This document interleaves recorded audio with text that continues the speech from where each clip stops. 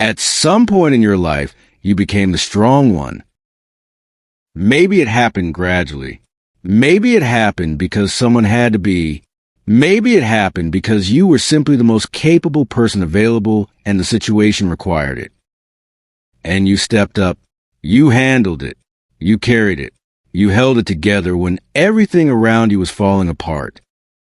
And then you did it again and again until being the strong one stopped being a choice you made and became simply who you are, the person people call, the person people lean on, the person who handles things, the person who does not fall apart. But here is what nobody talks about. There's a price for that, a specific, real, largely invisible price that the strongest person in every room quietly pays. And today we are going to talk about exactly what that price is. Because if you've been paying it your entire life without anyone acknowledging it, this video is long overdue. Stay till the end. Let's begin. Point number 1. Nobody thinks to ask if you are okay. This is the first and perhaps the most quietly painful part of price. When you are the strong one, people stop checking on you. Not because they do not care, but because you become so reliably okay, so consistently capable of handling things, that the thought of you not being okay simply does not occur to them. You have trained the people around you, completely unintentionally, to assume you are fine, because you always seem fine. Because even when you are not fine, you show up and function, and hold things together, and nobody can tell the difference. And so the calls, the check-ins, and the are you okays flow in one direction, toward everyone else, from you, and rarely if ever back toward you. This creates a specific kind of loneliness that is very hard to articulate, not the loneliness of being alone, the loneliness of being surrounded by people who need you, and none of whom think to ask how you are doing. You carry everyone, and nobody carries you, not because they're selfish, but because you made yourself look like someone who does not need carrying. And at some point you started to believe that yourself. Point number 2, your vulnerability has nowhere to go. Here is the second part of the price. You have feelings, real ones, difficult ones, moments of doubt and fear and exhaustion and overwhelm that are just as real and just as heavy as the ones you help everyone else carry. But you have learned, through years of being the strong one, that your vulnerability is nowhere safe to go. When you try to be vulnerable with the people you support, something uncomfortable happens. They do not know how to hold it. You have been the container for their vulnerability for so long that they have no practice being a container for yours. The dynamic is too established. The roles are too fixed. And so you learn to keep your vulnerability private, to process it alone. To put it somewhere will not interfere with your ability to show up strong for everyone who depends on you. And over time, the place where your vulnerability lives gets smaller and smaller, not because the vulnerability decreases, but because the space available for it keeps shrinking. Until you are carrying the full weight of everyone around you, and also carry your own weight, completely alone, with nowhere to put it, and nobody who knows to ask. Point number 3. Strength becomes a cage you cannot leave. This is the one that takes the longest to see. At some point, the strength that started as a choice becomes an expectation, and then the expectation becomes an identity. And then the identity becomes a cage. Because once you are the strong one, once that is who everyone knows you to be and who everyone depends on you being, the cost of stepping out of that role becomes enormous. If you show weakness, people are thrown. If you ask for help, people do not know how to respond.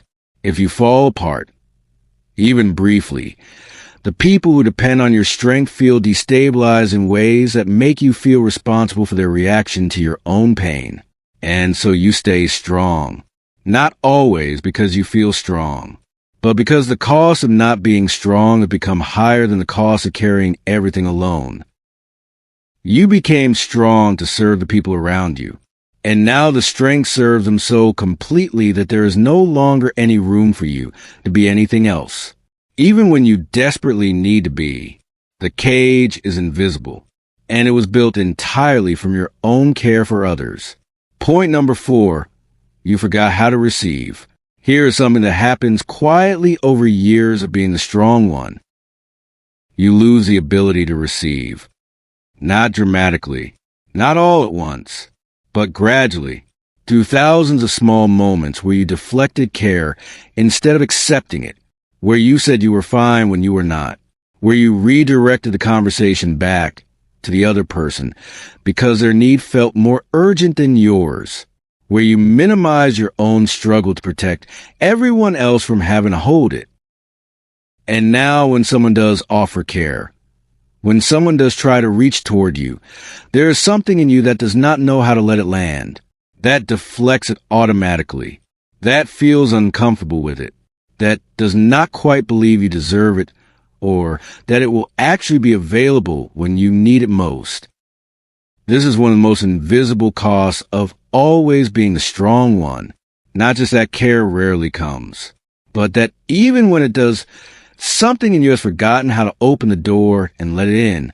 And so you remain alone in your strength, not because nobody offers, but because the part of you that could receive has quietly closed after years of not being used. Point number 5, the strength was never actually unlimited, and pretending it has a cost. Here is the truth that everything else in this video has been building toward. Your strength is real. It is one of the most genuinely remarkable things about you.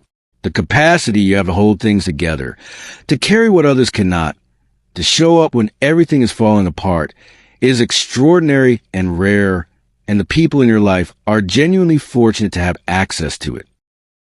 But it is not unlimited.